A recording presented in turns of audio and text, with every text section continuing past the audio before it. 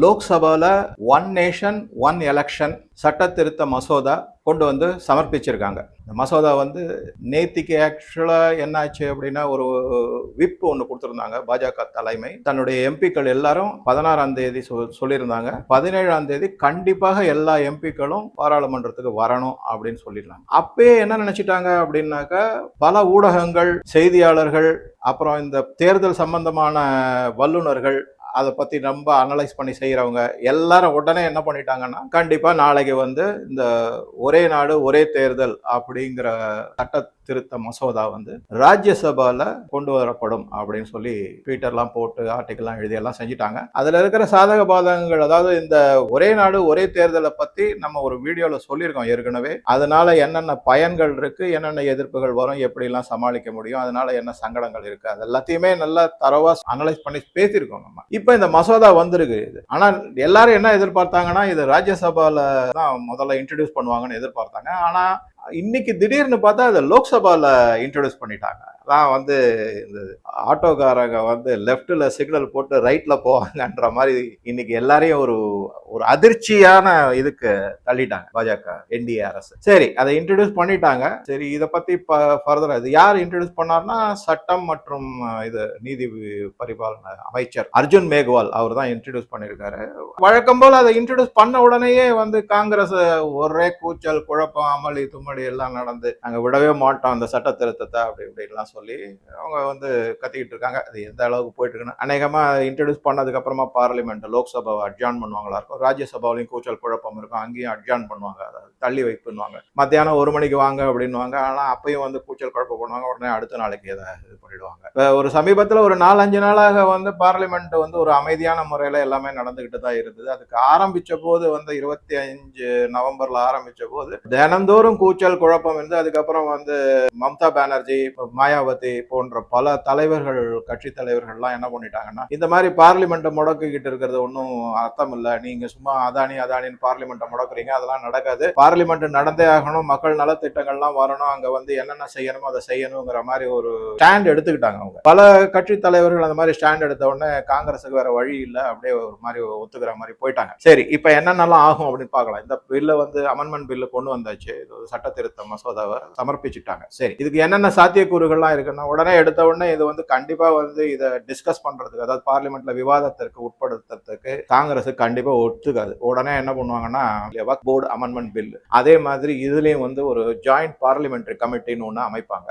இந்த joint parliamentary கமிட்டின்னு நல்லா நம்ம புரிஞ்சுக்கணும். இதுக்கு பேர் வந்து ஜாயிண்ட் பார்லிமெண்டரி கமிட்டி அப்படிங்கிறத விட ஃப்ளோர் மேனேஜ்மெண்ட் அப்படின்னு, பார்லிமெண்டரி ஃப்ளோர் மேனேஜ்மெண்ட். இது எல்லா அரசியல் கட்சிகளும் செய்யக்கூடியதுதான். என்ன இந்த பார்லிமெண்டரி ஃப்ளோர் மேனேஜ்மெண்ட் அப்படின்னு பாத்தீங்கன்னாக்க, இந்த பில்லுக்கு தன்னுடைய கட்சிகளும் தன்னுடைய கூட்டணி கட்சிகளும் என்டிஏல இருக்கிறவங்க எல்லாருமே சேர்ந்து ஆதரவு அளிச்சாலும், இது ஒரு 2/3 மெஜாரிட்டிங்கிற லெவல்ல வரும்போது மற்ற கட்சிகளையும் அரவணைச்சு அவங்களுடைய ஆதரவை இதுக்கு தேடணும். அதற்கான வழிமுறைகள் எல்லாம் செய்யணும். அதை வந்து இந்த ஜாயிண்ட் பார்லிமெண்டரி கமிட்டி அமைச்சு அதன் மூலமாக எல்லாரையும் கன்வின்ஸ் பண்ணுவாங்க. ஒன்னும் வந்து தகாத செயலோ இல்ல வந்து இது ஒரு குறுக்கு வழியோ அந்த மாதிரி கிடையாது. அன்எத்திக்கல் பிராக்டிஸ்னு சொல்ற மாதிரி கிடையாது. ஒவ்வொருத்தருக்கும் ஒரு ஒப்பீனியன் இருக்கும். என்னுடைய ஒப்பீனியன் நான் உங்ககிட்ட சொல்றேன்ப்பா, உன்னோட ஒப்பீனியன் நீ சொல்லு, நம்ம 2 பேரும் கலந்து ஆலோசிச்சு எது நல்லது நாட்டுக்கு அப்படிங்கிற முடிவு பண்ணுவோங்கிறது அதுக்கு ஃப்ளோர் மேனேஜ்மெண்ட் பேரு. இதுல எப்படி செய்வாங்க அப்படின்றது தான் அந்தந்த கட்சி அந்தந்த நேரத்துல தகுந்த மாதிரி ஸ்ட்ராட்டஜிஸ் எல்லாம் ஃபார்ம் பண்ணுவாங்க. இதுல வந்து குறிப்பா நம்ம என்ன பார்க்கலாம் அப்படின்னு பாத்தீங்கன்னாக்கா, என்டிஏ சாராத சில பேர் வந்து ஏற்கனவே இதுக்கு ஒப்புதல் கொடுத்துட்டாங்க. அதாவது பிரஸ்ல எல்லாமே அவங்களுடைய ஸ்டேட்மெண்ட் எல்லாமே வந்திருக்கு. யார் யாருன்னு ஆரம்பத்துல இருந்து ஒண்ணுன்னா நம்ம பார்ப்போம். இப்ப சரத்பவார் எடுத்துக்கிட்டீங்கன்னாக்கா, அவர் ஆல்ரெடி சொல்லிட்டாரு, சும்மா வந்து இந்த உதாரணத்துக்கு மகாராஷ்டிரா அசம்பிளியில நாங்க பதவி பிரமாணம் எடுத்துக்கிறதுக்கு எதிர்ப்பு தெரிவிக்க எடுத்துக்க மாட்டோம், அதை பாய்காட் பண்றோம்னு சொன்னா, இது பிதுக்குழி தானே, இதெல்லாம் சரி வராது, மரியாதையை போய் எல்லாரும் பதவி பிரமாணத்துக்கு எடுத்துக்கங்க அப்படின்னு சொல்லி அவர் ஒரு மாதிரி இது பண்ணார். அதே மாதிரி இந்த ஓட்டிங் மிஷினை பத்தி அவர் தான் ஆரம்பிச்சாரு. ஆனா அவரே வந்து இதெல்லாம் ஒத்துக்க கூடாது, நம்ம தோத்துட்டோங்கிறதுக்காக இது பண்ணக்கூடாது, அவருக்கு பத்ம விபூஷன் எல்லாம் கொடுத்துருக்காங்க அப்படிங்கறதெல்லாம் நம்ம பார்த்திருக்கோம். ஆக மொத்தம் அவர் பாஜகவுக்கு ஆதரவு நிலை எடுத்திருக்காரு. அதாவது நான் இப்ப எதை பத்தி குறிப்பா கான்சென்ட்ரேட் பண்றேன்னா, என்டிஏ அல்லாத கட்சிகள் எப்படி வந்திருக்காங்க, எந்த மாதிரி நிலை நிலைப்பாடு எடுத்திருக்காங்கிறத பத்தி தான் இப்ப உங்க கூட டிஸ்கஸ் பண்ணலாம். ஒரு பக்கம் பவார் வந்துட்டார். இதுல நடுவுல நான் ஒரு சொல்லிக்கக்கூடிய விஷயம் என்னன்னா, சார் வந்து ஆளுங்கட்சியில தானே இருக்கிறவங்க சப்போர்ட் தானே வேணும் மாநிலங்கள்ல. சரத்பவார் போன்றவங்களை பத்தி என்ன அக்கறை அப்படின்னு அந்த மாதிரி நினைக்காதீங்க. அதுல பல விஷயங்கள் இருக்கு. பார்லிமெண்ட்ல அவங்களுடைய சப்போர்ட் தேவைப்படும். அதுதான் முக்கியமான காரணமாக. இது வந்து சார் மாநிலத்துல வந்து சரத்பவார் எங்க சார் ஆட்சியில இருக்காரு, அவரை பத்தி என்ன அக்கறை அப்படின்னு கேட்காதீங்க. மாநிலங்களவைகள்ல வந்து பாஜகவுக்கு பெரிய சப்போர்ட் ஒன்றும் கிடையாது. பலரை அனுசரிச்சு போய் சப்போர்ட் வாங்கத்தான் வேணும். அதனாலதான் இந்த என்டிஏ குழுவில் இல்லாத, கூட்டணியில் இல்லாத பல கட்சிகளை கன்வின்ஸ் பண்றது தான் முக்கியமான வேலை. அதுக்கு தகுந்த மாதிரி பல எடுப்புகளை செய்வாங்க. அதுதான் பார்லிமெண்ட்ரி ஃப்ளோர் மேனேஜ்மெண்ட்னு சொல்றது. அதுக்கு இந்த ஜாயிண்ட் பார்லிமெண்ட்ரி கமிட்டி வந்து ரொம்ப உதவியா இருக்குங்கிறது நமக்கு தெரிய வருது. சரி, அடுத்தது போயிடுவோம். இது என்ன, சரத்பவார் வந்துட்டாரு. அதுக்கப்புறம் மாயாவதி வந்து ஓப்பனாவே சொல்லிட்டாங்க, எந்நேரமும் ஓட்டிங் மிஷின் சொல்லிட்டு இருக்காதீங்க, பார்லிமெண்ட் நடத்துற வேலையை பாருங்க அப்படின்னு சொல்லிட்டு அவங்க வந்து தன்னுடைய தலித் இன மக்களுக்காக போராடுவாங்க. அதுல வந்து எந்த விதமான குறைபாடும் நம்ம சொல்ல முடியாது. ஏன்னா அது அவங்களுடைய தனிப்பட்ட விருப்பு. அதோட இல்லாம நிறைய அவங்களுக்கு செய்ய வேண்டியது இந்த நாட்டுல பாக்கி நிறைய இருக்கு அப்படிங்கறத நம்ம பார்க்கணும். ஆனா அவங்க ஆரம்பத்திலிருந்தே வந்து பாஜகவை டைரக்டாவோ இன்டைரக்டாவோ தான் சப்போர்ட் பண்ணிட்டு தான் இருக்காங்க. ஸோ அவங்க கான்பிடென்ட்ல வந்துட்டாங்க. அதுக்கப்புறம் நவீன் பட்நாயக் ஒரிசால இருக்கிறவரை பார்த்தீங்கன்னா, அவர் கட்சியில தோத்துட்டாலுமே, அதாவது சட்டசபை தேர்தலில் தோத்துட்டாலுமே, அந்த மோகன் மாஞ்சின்னு புதிய சீஃப் மினிஸ்டரா அமைத்த போது, பதவி பிரமாணம் நடந்த போது அவரை கூப்பிட்டுருந்தாங்க, இன்வைட் பண்ணியிருந்தாங்க. எதிர்கட்சியை முன்னாள் முதலமைச்சருங்கிற இதுல எதிர்கட்சிங்கிற முறையில அவர் வந்து கீழே உட்கார்ந்து இருந்தாரு மேடையில இல்லாம. அப்ப போய் இந்த மோகன் மாஞ்சி போய் அவரை பர்சனலா கூப்பிட்டு பேசி மேடைக்கு கூட்டிட்டு வந்து பலவிதமான மரியாதைகள்லாம் செஞ்சதுனால அவர் ரொம்ப நெகிழ்ந்து போயிட்டாரு. அதுதான் பாஜகவினுடைய கல்ச்சர் அப்படின்னு அவருக்கு பட்டுது. அதனால அவர் என்ன பண்ணிட்டாரு, இப்போ இந்த ஒன் நேஷன் ஒன் எலெக்ஷன், அதாவது ஒரே நாடு ஒரே தேர்தல், அதுல வந்து அவர் மிகப்பெரிய ஆதரவை தெரிவிச்சிருக்காரு நவீன் பட்நாயக். அதையும் பார்க்கணும் நம்ம. அதுக்கப்புறம் மம்தா பானர்ஜி வந்து இப்ப சமீபத்தில் அவங்க சொல்லி இருக்கிற பல ஸ்டேட்மெண்ட்டுகளை நீங்க பாத்தீங்கன்னாக்க, நம்ம டேக்கன் ஃபார் கிராண்டட்னே கூட டைரக்டா சொல்லிடலாம். என்ன மாதிரி எல்லாம் நான் வந்து அவங்க வந்து காங்கிரஸுக்கு எதிராக பல கருத்துக்களை சொல்லியிருக்காங்க. அதுக்கப்புறம் இந்த பங்களாதேஷ் விஷயத்துல வந்து யூனுஸ் ஏதோ மிரட்டியிருக்காரு, உருட்டியிருக்காருன்னு, அதுல ஒரு அடி எடுத்து வை, உன்னை பாத்துக்கிறேன், உனக்கு என்ன அது அப்புறமா நான் சொல்றேன் அப்படின்னு. ஸோ இதெல்லாம் பார்க்கும்போது அவர் ஒரு நேஷனலிஸ்டா இந்த நேரத்துல இருக்காருன்னு வச்சுக்கிட்டா கூட, அவருக்கு பின்புலத்துல சில பேர் சொல்லுவாங்க, சார் அதெல்லாம் நம்பாதீங்க, அவங்க ஒரு பக்கா அரசியல்வாதி இருந்துட்டு போகட்டும், நமக்கு வேண்டியது இந்த காரியம் ஆகுதா அப்படிங்கறத தான் நம்ம பார்க்கணும். அப்படி பார்க்கும்போது இப்ப அவங்க இந்தி கூட்டணியில தலைமை ஏற்கிறதுக்கு வேற ரெடியா இருக்காங்க. அவங்க ஒருவேளை இந்தி கூட்டணியில தலைமை ஏற்றால் காங்கிரஸ் கண்டிப்பாக ஒரு, அதாவது தனக்கு ஒரு மிகப்பெரிய அவமதிப்பு இல்ல அவமானம்னு சொல்லி விலகத்தான் போவாங்க. அந்த இந்தி கூட்டணியில காங்கிரஸ் இருக்கிறது அபூர்வம் அப்படிங்கிறது நமக்கு தெரிய வருது. சோ மம்தா பானர்ஜியும் ஆதரவு கொடுக்கறதுக்கான நல்லாவே தெரியுது, கொடுத்துட்டாங்க அப்படின்னு கூட சொல்லலாம். இதுக்கு அடுத்தது நீங்க பாத்தீங்கன்னாக்க ஜெகன்மோகன் ரெட்டி ஆந்திரால படுதோல்வி அடைஞ்சிருக்காரு சந்திரபாபு நாயுடுக்கு எதிர்த்து. ஆனா அவர் வந்து இந்த ஒரே நாடு ஒரே தேர்தலுக்கு நான் ஆதரவு அளிக்கிறேன் அப்படின்னு சொல்லி கடைசியா மிக முக்கியமான ஒரு தலைவர் நம்ம யார் பாக்குறோம்னா, காஷ்மீர்ல இருக்கிற முதலமைச்சர் ஒமர் அப்துல்லா. அதை பத்தி நீங்க கேள்விப்பட்டீங்கன்னா ரொம்ப ஆச்சரியமா இருக்கும். அவர் வந்து ஒரே நாடு ஒரே தேர்தலுக்கு ஆதரவு தெரிவிச்சிருக்காரு. அவர் இதை தவிர காங்கிரஸை கடுமையா சாடி இருக்காரு. முதல் பாயிண்ட் என்னன்னா, அவர் அமைச்சரவை அமைப்பு போது எனக்கு வந்து முக்கியமான ஒரு அமைச்சர் பதவி வேணும்னு காங்கிரஸ்ல கேட்டாங்க. ஒரே ஒரு மினிஸ்டர் ஆஃப் ஸ்டேட் மட்டும் வேணா தருவேன், இல்லைன்னா நகருங்க ஒதுங்குங்க அப்படிங்கிற மாதிரி போயிடுச்சு. அது ரொம்ப ஒரு அவமானமா இருந்தது. அதுக்கப்புறம் என்ன பண்ணிட்டாங்கன்னாக்கா, அவர் வந்து கண்டுக்கவே இல்லை. அதுக்கப்புறம் ராகுல் காந்தி வேற டைரக்டாவே அவர் வந்து ஒரு மாதிரி சாடி இருக்காரு. என்ன மாதிரி சொல்லியிருக்காருன்னா, லீடர்ஷிப் அப்படிங்கிறது வந்து ஏதோ ஃபேமிலில இருந்து வர்றதோ இல்ல யாரோ உனக்கு எடுத்து கொடுக்கறதுலாம் கிடையாது. லீடர்ஷிப் வந்து நீ வந்து சம்பாதிக்கணும், மக்கள் கிட்ட போய் உழைச்சு செஞ்சு எல்லாம் செஞ்சு நீ இவரை ஒன்ன லீடரா மக்கள் ஏத்துக்க வைக்கிறது தான் லீடர்ஷிப். நீ ஏதோ யாரோ எனக்கு கொடுக்கணுங்கிற மாதிரி எல்லாம் நினைச்சிட்டு இருக்க, அதெல்லாம் முடியாது, நீ உழைக்கிறதுக்கு பாரு அப்படிங்கிறது, மக்களோட போய் சேர்ந்து உழைக்கிறதுக்கு பாருன்னு ஒரு பேட்டியில சொல்லியிருக்காரு. அடுத்ததா என்ன பண்ணிருக்காரு அப்படின்னாக்கா, இந்த சென்ட்ரல் விஸ்டாவை பத்தி நீங்க, அதாவது புதிய பாராளுமன்ற கட்டிடத்தை பத்தி நீங்க என்ன நினைக்கிறீங்கன்னு கேட்டது மிக அருமையா இருக்கு, ரொம்ப பாராட்டப்பட வேண்டியது அப்படின்னு. அதெல்லாம் வந்து இந்த காங்கிரஸ்காரர்களுக்கு பிடிக்கவே இல்லை சுத்தமா. ஏன்னா இது நம்ம கூட கூட்டு சேர்ந்துகிட்டு இருந்தவர் வந்து இப்ப இது மாதிரி எதுக்காக அப்படின்னா, எப்பவுமே ஒண்ணு நல்லா புரிஞ்சுக்கிட்டேன், மத்திய அரசு கூட வந்து முறுக்கிக்கிட்டு போயிட்டு அதை ஒன்றிய அரசுங்கிறது பணம் தரலங்கிறது இதெல்லாம் சொல்லிக்கிட்டு இருந்தோம்னாக்க நமக்கு மாநிலத்துக்கான நலங்கள் எதுவும் கிடைக்காது, செய்ய முடியாது, குறைச்சல். இப்ப அவர் வந்து ஒத்து உழைச்சு தன் மாநிலத்தை நல்லபடியா கொண்டு வரணும் அப்படிங்கிறது.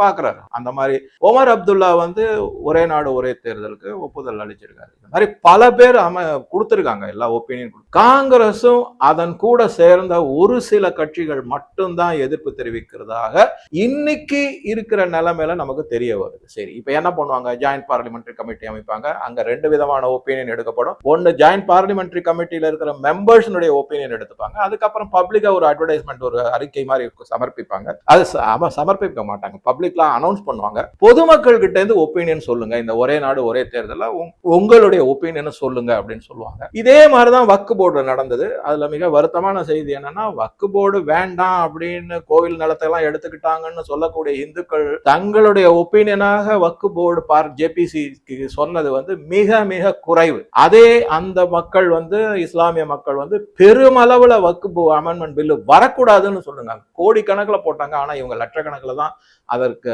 அந்த ஜேபிசிக்கு ஒப்பீனியனை சொன்னாங்க அப்படின்னு நமக்கு தெரிய வருது. இதெல்லாம் முடிஞ்சு ஜேபிசி வந்த உடனே என்ன பண்ணுவாங்கன்னா, அந்த அறிக்கையை சமர்ப்பிப்பாங்க. லோக்சபால இன்ட்ரோடியூஸ் பண்ண போது லோக்சபால சமர்ப்பிப்பாங்க.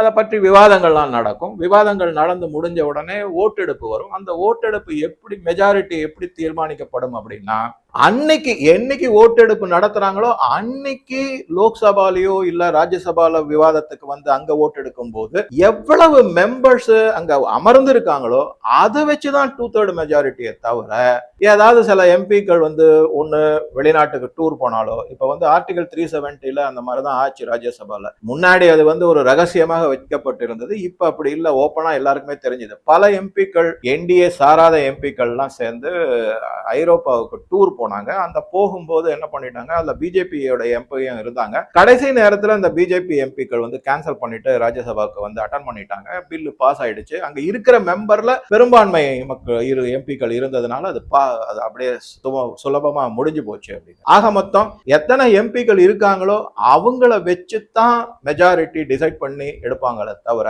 இல்லாதவங்களையோ, அதாவது இந்த மாதிரி வெளிநாட்டுக்கு போறது இல்ல உடல் நலம் சரியில்லாம, ஒரு உதாரணத்துக்கு மன்மோகன் சிங்கை வந்து வீல் சேர்ல வச்சு கூட்டிட்டு வந்தாங்க ராஜ்யசபாவுக்கு. அதெல்லாம் ரொம்ப ஒரு கொடுமையான விஷயம் அப்படின்னு தான் பல பேர் அந்த இடத்துல கருத்து தெரிவிச்சாங்க. ஏதோ ஒரு பில்லு பாஸ் பண்ணணும், அவரை வீல் சேர்ல வச்சு கூட்டிட்டு வந்துட்டு பிரசன்ட் பண்ணிட்டு அன்னைக்கு பில்லுக்கு அவர் அகென்ஸ்டா ஓட்டு போட்டு, காங்கிரஸ் இதுக்காக சார்பா ஓட்டு போட்டுட்டு அவர் வெளியே போயிட்டார். அந்த மாதிரி உடல்நலம் சரியா இல்லாதவங்க அல்லது வந்து வெளிநடப்பு செய்யறவங்க வெளியில போயிட்டீங்கன்னா அப்ப வந்து அவங்கள வந்து இப்ப ஓட்டெடுப்புக்கு அவங்க கவுண்டிங் கிடையாது, உள்ள இருக்கிறவங்க மட்டும்தான். சோ இதெல்லாம் தான் இதுக்கு பேரெல்லாம் தான் நம்ம சொல்றது என்னன்னாக்கா ஃப்ளோர் மேனேஜ்மெண்ட். இந்த ஃப்ளோர் மேனேஜ்மெண்ட் ரெடி ஆன உடனே என்னைக்கு சரி, அதாவது strike the iron when it is hotங்கிற மாதிரி சரியான நேரத்துல சரியான முன்னெடுப்பை செஞ்சு பில்ல பாஸ் பண்றதுக்கான எல்லா ஏற்பாடுகளையும் என்டிஏ அரசு, பாஜக அமைச்சர்கள் எல்லாரும் செஞ்சுக்கிட்டு இருக்காங்க அப்படின்னு நமக்கு தெரிய வருது. இதுக்கப்புறம் என்ன ஆகும்? பில்லு பாஸ் ஆகும். அதோட சும்மா இருக்க மாட்டாங்க. காங்கிரஸ் வந்து என்னைக்குமே எந்த பில்லையுமே சும்மா அதோட விட்டுற மாட்டாங்க. என்ன பண்ணுவாங்க அப்படின்னா, சுப்ரீம் கோர்ட்டுக்கு போய் அப்பீல். ஏன்னா அவங்க கிட்ட தான் வந்து பேட்டரி ஆஃப் லாயர்ஸ் அப்படின்னு இங்கிலீஷ்ல.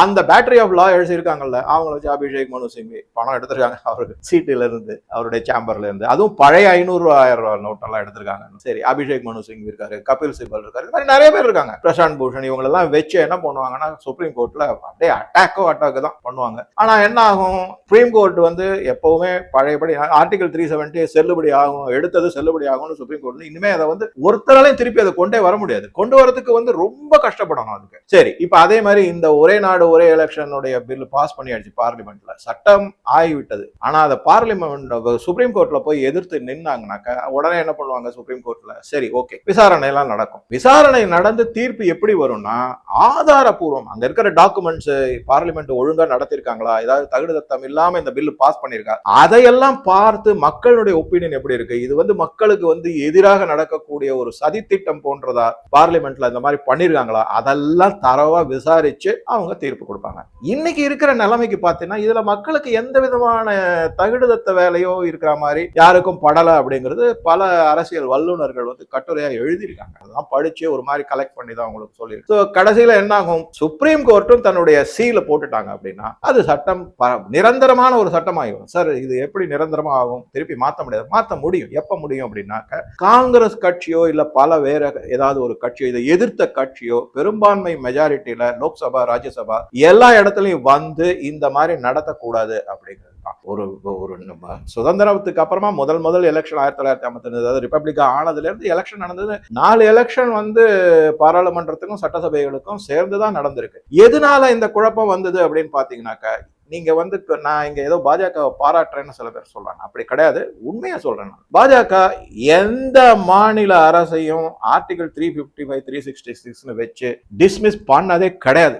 ஆனா நீங்க காங்கிரஸினுடைய வரலாறை எடுத்து பாருங்க. நேரு காலத்துல இருந்து இந்திரா காந்தி தான் மேக்சிமம் செஞ்சது. ஆக மொத்தம் என்ன பண்ணுவாங்க, நடுவாந்திரத்துல போய் அந்த மாநில அரசை கலைச்சு விட்டாக்க அதுக்கு எலெக்ஷன் வந்து பாராளுமன்ற தேர்தலோட நடந்தது போகாம இல்லாம நடுவுல எப்ப வேணுமோ அப்ப தேர்தல் நடக்கும். அந்த மாதிரி இருந்தது.